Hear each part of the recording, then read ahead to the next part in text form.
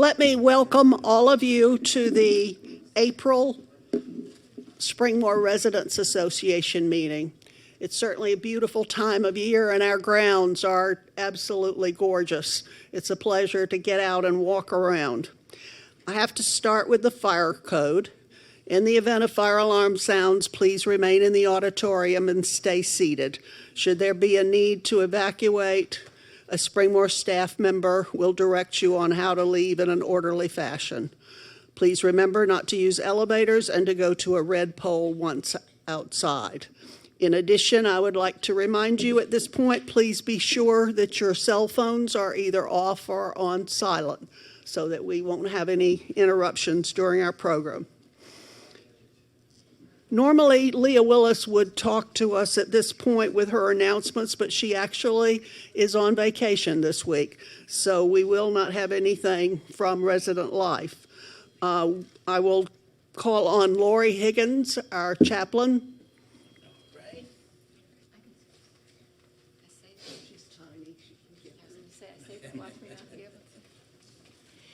Good afternoon. It is wonderful to be with you all on this beautiful day. I have a few announcements. This is a very important week. It is Holy Week, and we are very blessed to have several services and some special music coming up this week as well. Thursday evening is Maundy Thursday, and we will have Holy Communion.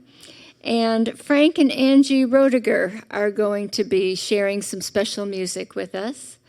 On Good Friday, we will have a service at 2 p.m., and Greta Carrington will be our soloist, our receptionist who sings so beautifully. And then on Easter Sunday at 7 p.m. in the evening, we are blessed to have Sue Pauley and Mary Alice Hale providing special music for us. So we do hope that you will be able to come and worship with us during those times. I also wanted to mention again that we continue to hold the people of Ukraine and those affected by war in our thoughts and prayers. We do have prayer guides that are outside of the chaplain's offices, as well as ribbons of support. Sometimes we have more pins than ribbons and more ribbons than pins, but if you need either one of those, please let Juliana or myself know. Thank you very much.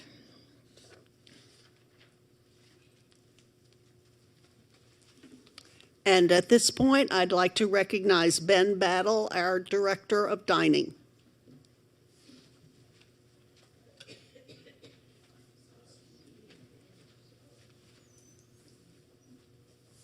Thank you, Ms. Peg. Hey, good afternoon, everybody. It's wonderful seeing all the smiling faces, and I'm certainly feel honored that Ms. Peg invited me here. We do have a couple of quick announcements. We're working on some things, as you know. We're working on the premium meals, but what I really want to talk to you about is our new programs. How many were here for the Happy or Not? The presentation? Was it helpful? So we're rolling that out, and right now we had right around a 73% satisfaction. It went up from several weeks ago since we started using it. And about over 200 residents has filled the survey out, which helps us. So thank you so much for your feedback, because your voice is very powerful. Also, we started a new Lean Path program that weighs waste. It's great for sustainability, saving the earth, to cut back on, over-ordering on food, overproduction. And we want to be able to have more sustainability. So the program helps identify areas in the day, the time, and the week where there might have been overproduction that we can cut back. And it's a very sound system that gives us data on items you don't like. So if we're making too much, we cut back. If it's not popular, we get to eliminate it. So I'm very excited. It's called Lean Path Waste Watch System. So we got a couple of great things upcoming. I'm very excited about our future. And if there's any other questions, I will turn it back over to Ms. Peg before I go. Anybody have any questions on anything? Well, thank you so much. It's been an honor to be invited. Thank you, Ms. Peg.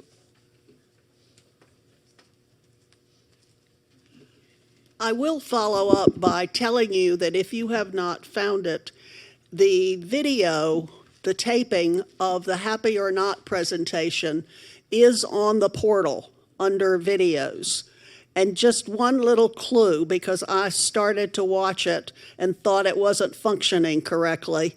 And what it was this kind of thing on the screen for a bit of time before it started. So don't give up. It will actually come on and you can see it, because it was a very informative way to learn a little bit more about Happy or Not. And as Ben said, it's something that gives them an amazing, accurate count of how people are feeling. So use it. Instead of complaining to your neighbor or your friend, use Happy or Not. And now I'll recognize Brandon Hare, our Executive Director.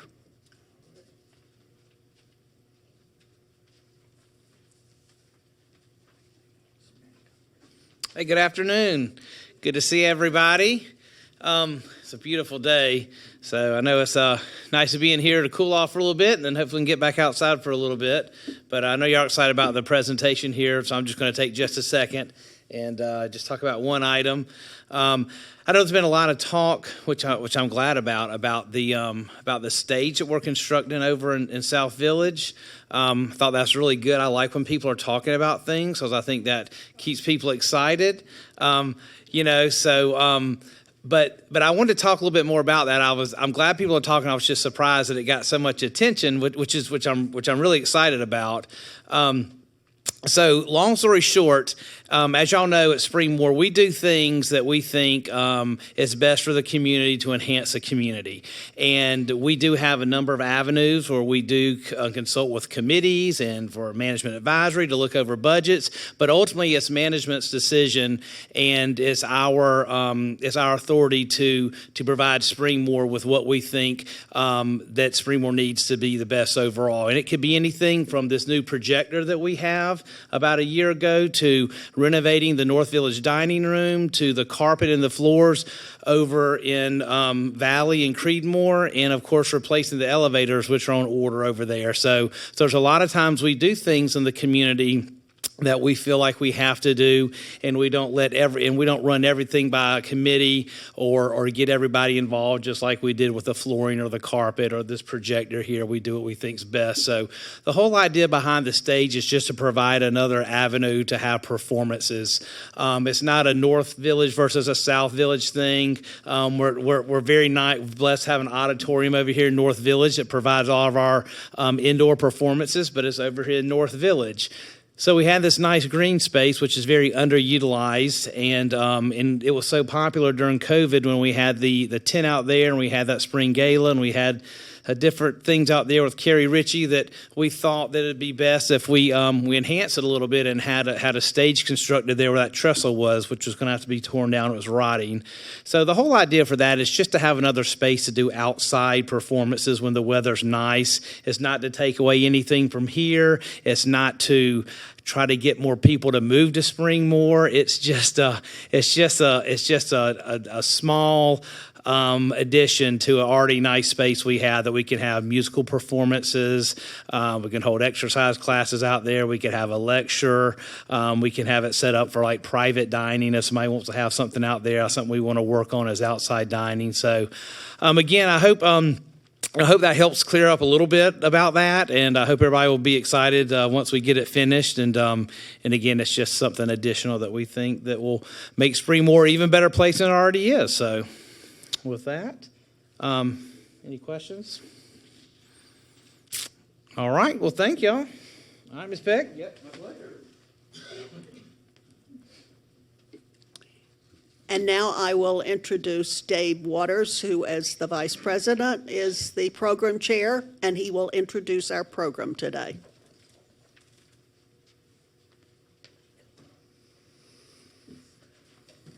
Thank you, Peg.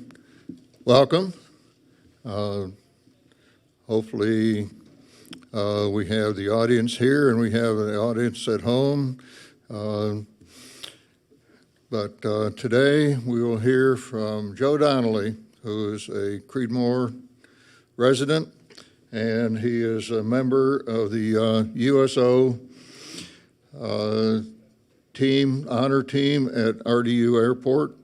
He will be describing the work of the Defense POW MIA Accounting Agency that you see the seal up on the screen. And in particular, the USO Honors Team at RDU coordinated 3 Plainside honors in 2021, bringing home 2 missing in action from World War II, and 1 recovered after 71 years. And what you will find interesting on that is that there is more than just that tie to Springmore from Joe being involved. We have residents in attendance here that had a part in that as well, and Joe will describe that. So welcome, Joe, to his discussion and description of this very important and very honoring to our veterans from the services. Joe?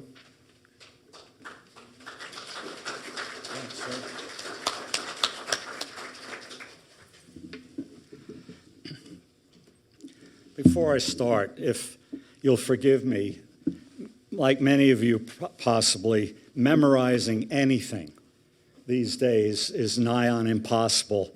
So forgive me if I refer to my notes often. I'll just admit it up front.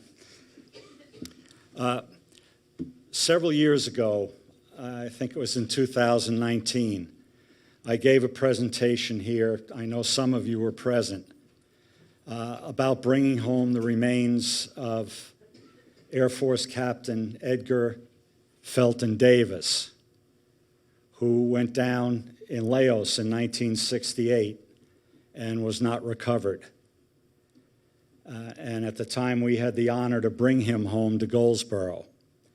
What I'd like to do today is tell you about the people who found Captain Davis in Laos. And that's the Defense POW MIA Accounting Agency.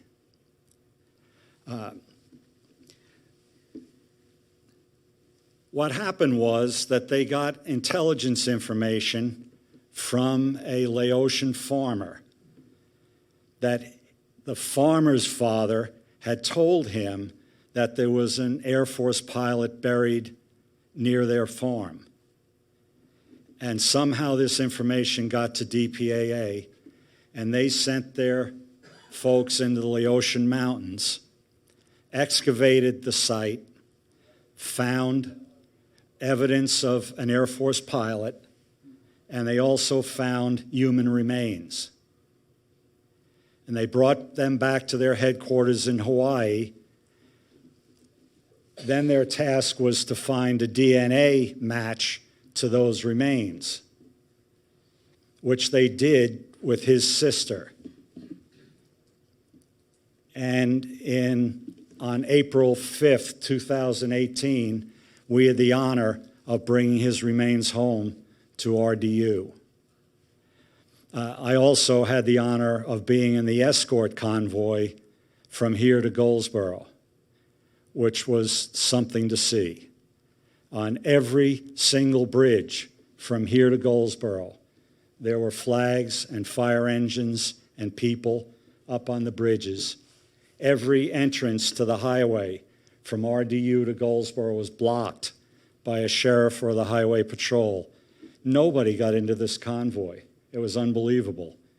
147 motorcycles from the Patriot Guard riders. I wasn't on a bike. I was in my car.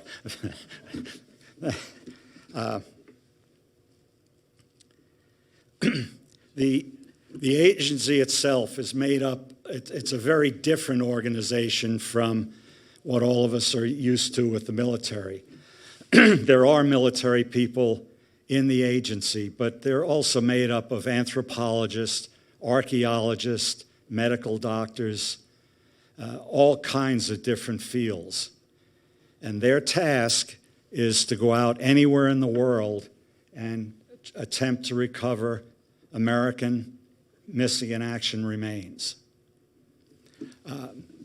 They were formed in 2015 because at the time, all of the services had their own recovery operations. And like anything else, there was just a lot of duplication. So DPA itself is very new, just 2015. But their task was absolutely enormous when they were formed, because there were still 72,000 missing from World War II. 72,000. There were 7,500 from Korea, and let me make sure, 1,600 from Vietnam. Now, the reason there were so many from, I didn't believe it when I first read it, 72,000 from World War II, is many of them are crashes in the Atlantic and Pacific Ocean, which of course wasn't the case with the subsequent wars. But that was their task, to find every single one of them eventually if they can. So far, they've recovered about, let me make sure of this, 1,750 some odd remains, including 55 so far this year. They have a website you can go to, and they announce every MIA that they've identified on the website. And as of this morning, it was 55 as of 2022.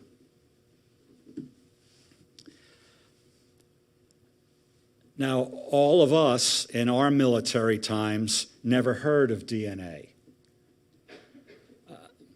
And that's why there's an awful lot of these MIAs and may never be identified. But starting in 1990, the military takes 2 DNA samples and stores them for every single member of the military.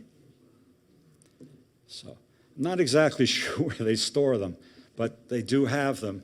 So in the future, there won't be as many MIAs as we're seeing for the World War II, Vietnam, and Korea.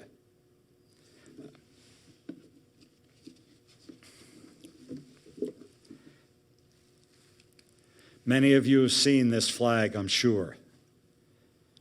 It's the POW MIA flag, and it represents a lot of organizations. If we go back, you'll notice that same portrait is in the DPAA seal, right at the bottom.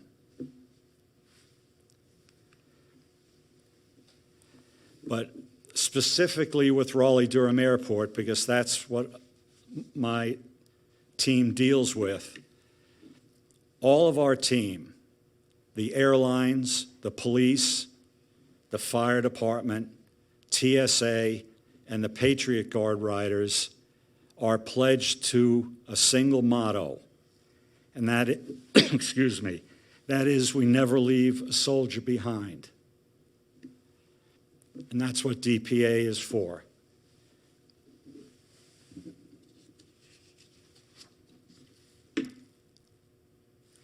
To get a little more specific, these are the numbers that I recently got for North Carolina MIAs. And you'll notice again the numbers are gradually down as the wars got closer to DNA times. But if you do a little mental math, that 72,000 for World War II makes a lot of sense with 50 states.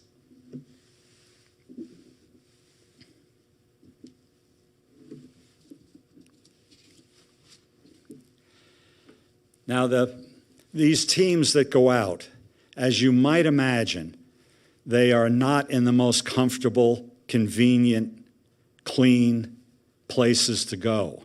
In fact, 99% of the time they're not. So this is some of the places they've gone.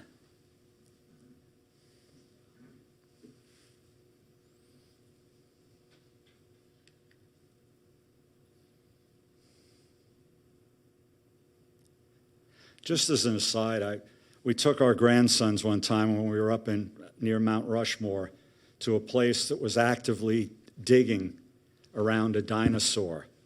And that guy right there reminds me of it. These students from Cornell were at their little dentist toothpicks going around the bones. That's exactly what he's doing there with his metal detector. Does a metal detector detect dog tag? I'm not sure. That might depend. I think the modern dog tag, the dog tag I had, I don't think so. I'm not sure. It's a good question.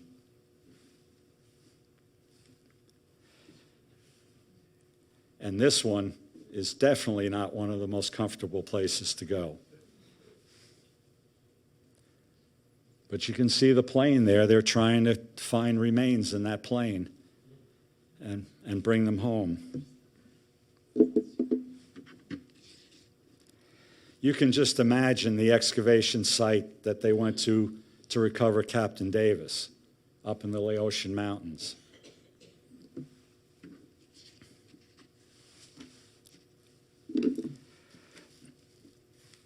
This is one of the most remarkable stories with DPAA. That is the USS Oklahoma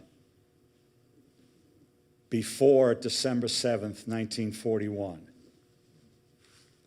And that's the USS Oklahoma on December 8th, 1941. It was hit by 9 torpedoes and capsized completely in 15 minutes, trapping 429 Marines and sailors on board. The problem was that it wasn't righted until 1943. So all that was left were remains. They identified some immediately, I assume by dog tags with the remains. But the majority of them, the vast majority, were buried in the Punch Bowl near Diamond Head. And in late 2017, DPAA excavated that mass grave and to attempt to identify these remains. And to date, they're at 93% that they've done. Whether they'll get to 100's a different story, because their big problem, especially with World War II, is finding a familial match to DNA, to the remains DNA. But in 2021, we brought home remains of an Oklahoma sailor, Seaman Russell Uford. We brought him home in July of last year. And 4 days ago, the DPAA announced they had identified 2 more Oklahoma remains. A Seaman Second Class Walter Pentico of Lexington, Nebraska, and Storekeeper Third Class Harry Nichols of Sioux City, Iowa. That was announced on April 7th. So they're working. Yes, ma'am. What happens to those who are never identified? They'll be buried more than likely back in the Punch Bowl. There's a memorial there, a stone memorial with all of the 429 names on it. And every time one is identified, they place a red rosette next to the name. So if you look at the memorial, anyone with a red rosette, they've identified. I would imagine, Margaret, that would be the case. The family has the option of where the person is buried. And that's often why they might announce today that they've identified someone, and if they're coming to Raleigh, we might not get them here for a month or two because the family has a lot of decisions to make on burial and a number of things.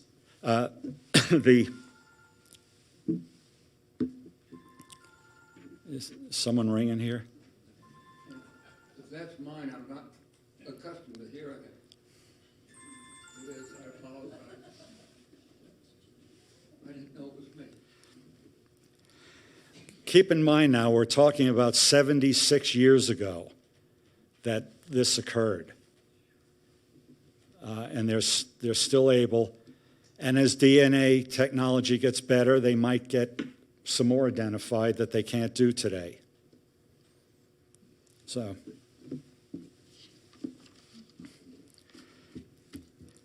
let's talk a little bit about locally here in eastern North Carolina. Our USO is located in Terminal 2, which is where most of the airlines are, with the exception of Southwest. They're in their own terminal across the way. And we opened in 2004.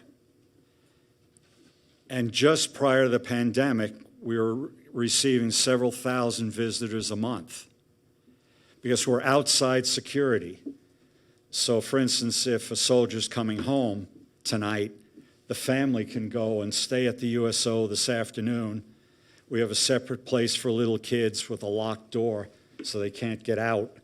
So mom or dad can sleep if they want to. And we have recliners and a lot of food, and it works really well. But during the pandemic, of course, we were shut down by federal regulation. And we just reopened, so we're slowly getting back to the way we were before. Just as an aside, pre-pandemic, we would receive up to 200 Marines every Tuesday on their way from their basic training to Marine combat training.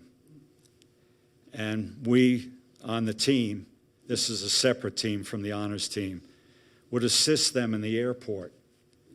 And it was eye-opening. Many of these kids had never been in an airport. I don't know how to turn it off, so I'm going to go out to work.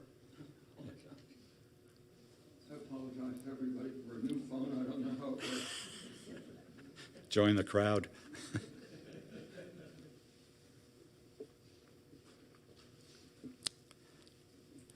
Some of these kids had no idea what airline they were on. If you asked them what airline you're on, they'd say 1600. That's military time for 4 o'clock. And it was so much fun helping these kids. And then one day, a young man walked up to me and said, "Do you remember me?" And I said, "No, I'm sorry, I don't."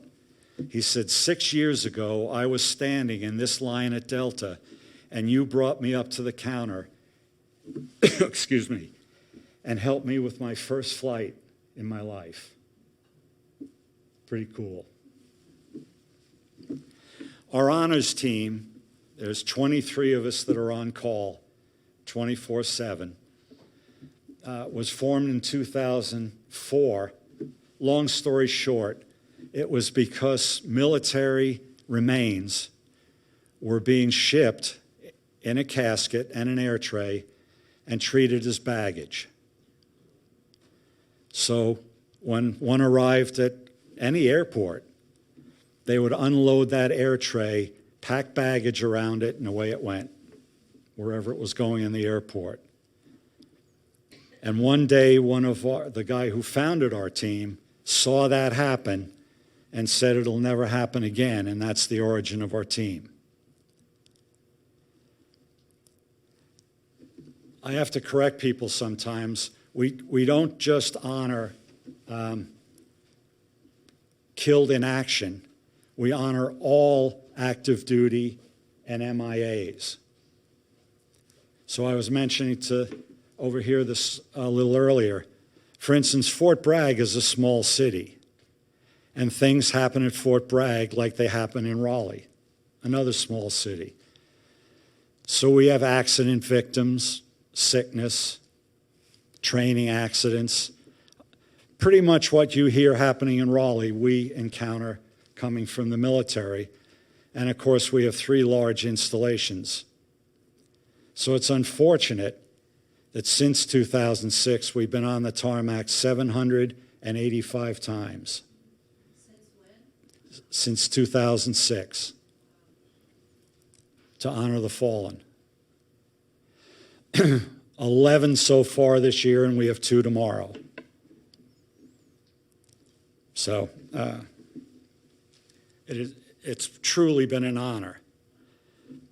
But the really joyous times, and it's been mentioned already today, we've brought home 13 MIAs from World War II, Korea, and Vietnam. Those are really good days. And for instance, on the first one I did years ago, the great-great-grandson of the fallen soldier was standing next to me on the tarmac. He was the DNA match. So,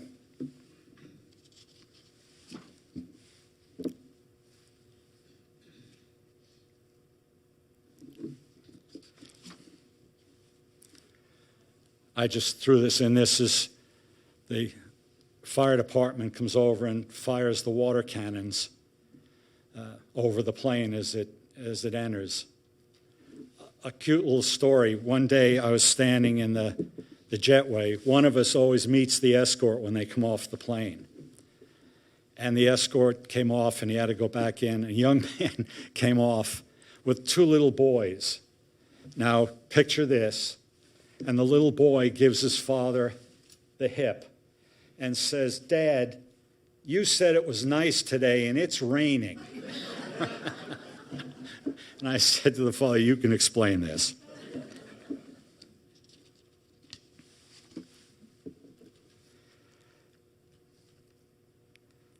Let me talk a little bit about personal connections. This was Captain Edgar Felton Davis, the captain we brought home in 2018. I did my presentation. I know some of you were here. And immediately after it, Betty Moore, sitting right there, walked up to me and said, "I knew Felton in high school, and I dated him." And then presented me with pictures of the 2 of them in Future Farmers of America, if I remember correctly. 4-H Club. That's a personal connection.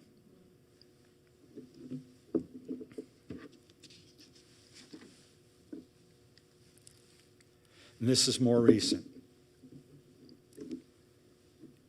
Last October, we brought home the remains of First Lieutenant Jack Wright, who was killed during World War II, helping cross a river, the Moselle River, near a town called Dorneau.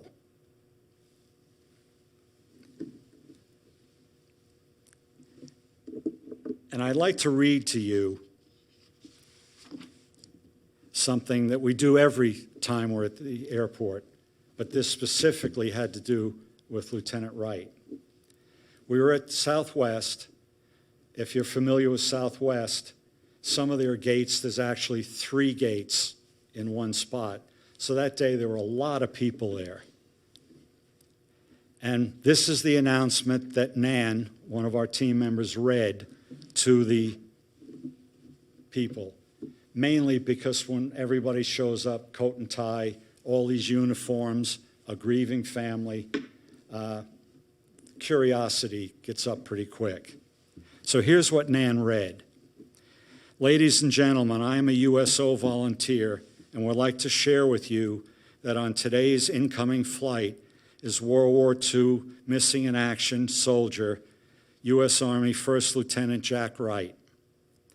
In September 1944, Lieutenant Wright was assigned to the 5th Infantry Division, part of General Patton's army. On the morning of September 8th, Lieutenant Wright's unit was ordered to cross the Moselle River and take up a position in the woods near Dornot, France. The unit held its position and took heavy casualties until on September 10th, 1944, they were ordered to retreat. Lieutenant Wright rescued 3 soldiers and was last seen crossing back over the river toward German lines, trying to find other wounded soldiers. For this act of heroism, he was posthumously awarded the Silver Star. On July 9th of this year, which was 21, his remains were accounted for, and he'll be buried on October 12th, 2021, in Lumber Bridge, North Carolina. In a few moments, members of the North Carolina National Guard will join the escort, Staff Sergeant Sidney Bookman, Lieutenant Wright's great-great-great-niece, for the dignified transfer from the aircraft to the hearse. We invite you to remain silent during the transfer as a show of respect and gratitude for our fallen soldiers' commitment and service to our country. The ceremony may be viewed to my right, where a USO ambassador will be present to explain the ceremony. So we always leave one person up at the gate to explain what's going on the tarmac.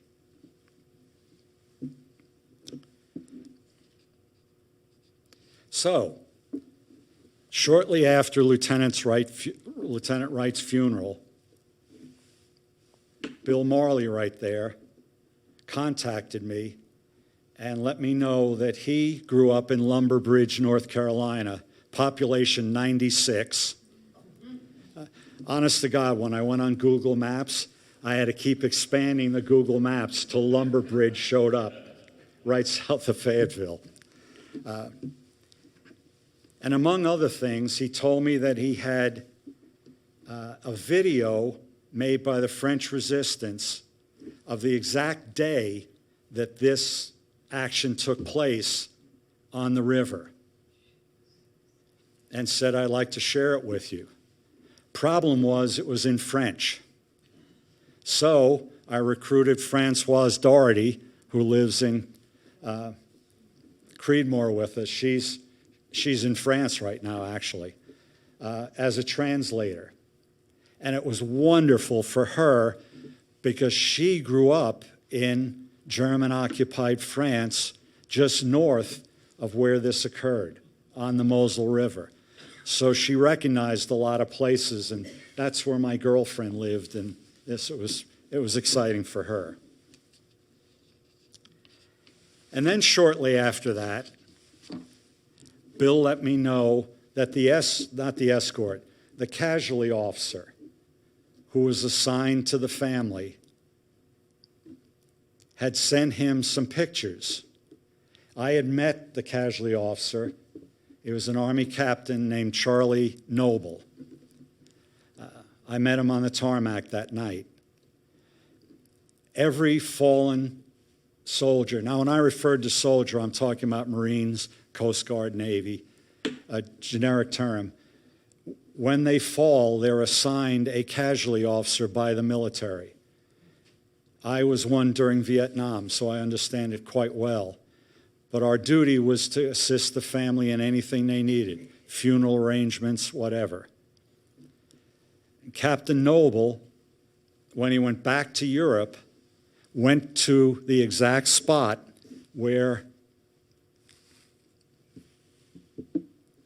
Jack fell.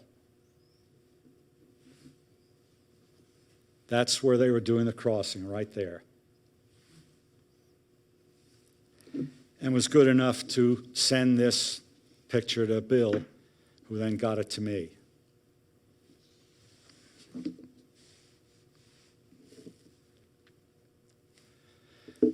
finally, I'd like to talk about this. It's called the Missing Man Table.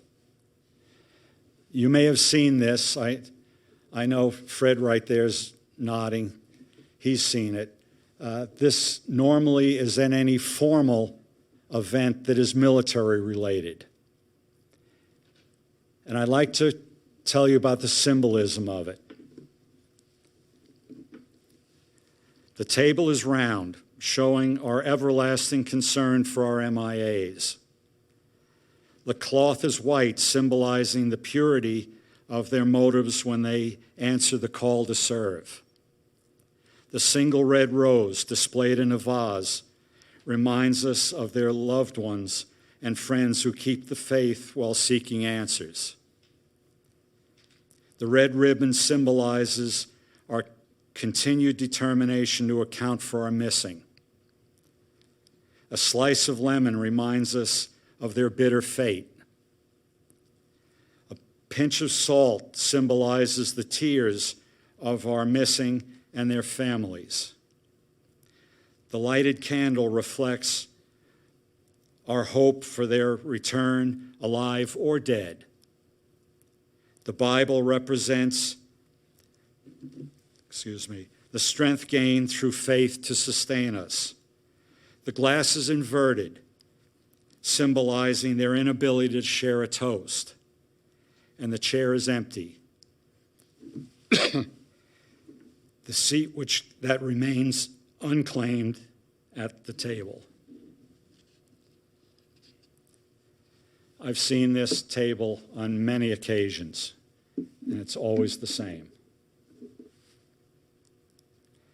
And I always end my presentation with this picture. This was a Special Forces sergeant we brought home who was killed in action. And one of our team members takes the camera of the escort and takes pictures of what's going on the tarmac. Number one, because the families aren't allowed to move around on the tarmac. It's dangerous. And number two, our team members know what's going to happen. Anyway, Shannon took this picture of the widow's hand on his casket.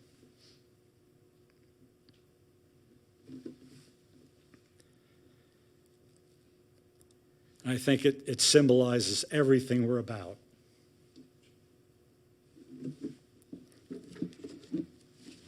And that is it, unless I have some questions. Sir? I assume that the government funds the DPAA? Yes. Any idea what their budget is? It looks like it's an expensive operation. Oh, it is. I don't know, but it definitely is. Because they're all over the place. And then you are a volunteer. Oh, okay.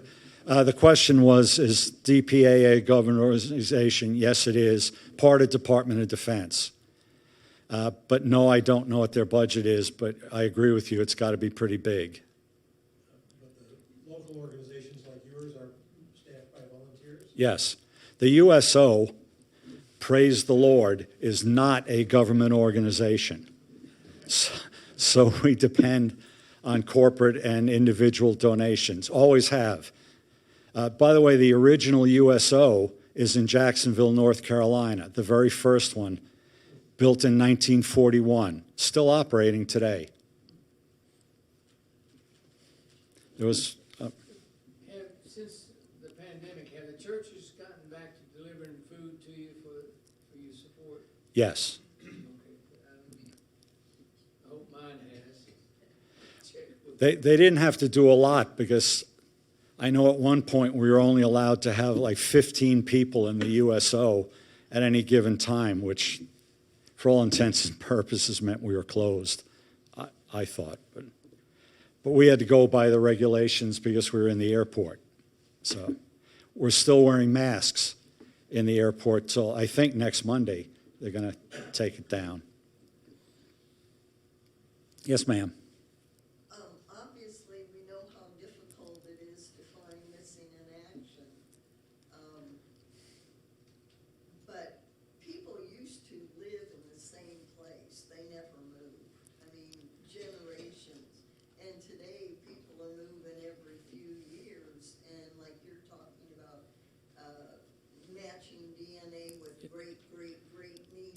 Yes, ma'am. nephews and stuff like that. How difficult is it to locate the family of the missing in action that you find? Very difficult. And the question was how difficult it is it to find these DNA matches, especially World War II. They're on social media, just like our grandkids are. They go into these DNA sites. They use, what's the one my wife uses? Ancestry.com. They use police records if they can find them. But rarely do we have a World War II that has, I think once we had a sister that was still alive, but typically it's down the chain in the family. Joe, Lieutenant Wright has a 100-year-old sister living in Florida, and she donated the DNA that led to his recovery. And she's 101 years old at her next birthday. That's quite unusual. Have a relative the same age as the deceased. I think you understand that with MIAs, we get a full casket that comes off the plane. Looks just like that. We all know there's not a body in there. It's partial remains. And the only time I've ever known what was in the casket was the daughter of an MIA from Vietnam told me what was in the casket. And it was a piece of his right ankle bone about this big. And that's where they got the DNA to match to her. But a full casket comes. Anything else? Are they still accepting applications for volunteers? Because I know several years ago, when it first started, I volunteered, but they said they had enough at that time, but they would probably need people later.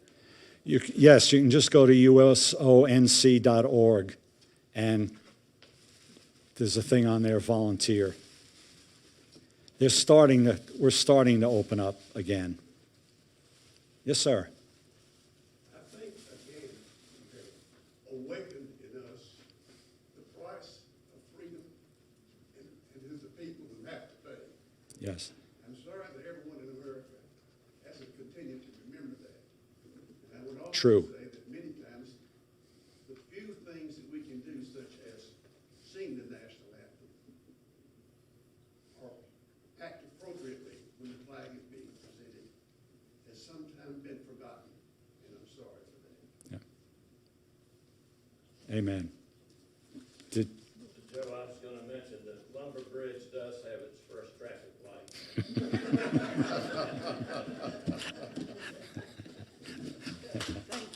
All right, let's just, Joe. I'm gonna let you draw the tickets, okay? We thank him so much. I mean, I had two brothers and two brothers-in-law that were in World War II and blessed to have them come home. And I can only imagine families of those from World War II, Vietnam, Korea, and so forth who did not. So many that are still missing. And we just thank the agency and especially the USO for what they do to bring honor to the fallen. All right, before door prizes, real quick, next month's meeting, I want to make sure that at least every gentleman in the audience attend. I will take names afterwards, and if you're not here, the program for May 9th is going to be the Executive Director, Heather Dennis, from the organization Dress for Success. This is an organization that assists ladies in the workforce to help them interview, help them dress appropriately for interviews. And it's a organization countrywide, but they've assisted 38,000 ladies in the Triangle area alone. So it's one of the most successful ones of the organization, Dress for Success. And so she will be here. I expect the ladies here, but I expect some company. So please come. Now for the door prizes. Okay, you've got them, if you'll deliver them, please. I do want to say that Joe deserves a great deal of credit for doing what he has done for so long, and it's got to be a heartwarming experience to go through. The other thing that I thought of today is, one of the things, as long as I've been at Springmore, that I've noticed is how often there are connections that people don't think of. Someone's brother-in-law moves in, or somebody's mother-in-law moves in, or whatever. And, these things that he talked about today are just another example of the fact that, in a way, we kind of are like a big family. And I'm going to let Joe draw for the door prizes. Get your tickets. The first one is 773-5775. Here we are. Thanks, Joe. One more. I expect half on my doorstep, Margaret. And the second number is 776-961.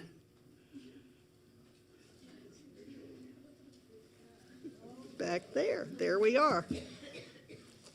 Thank you very much, and we will see you all next month.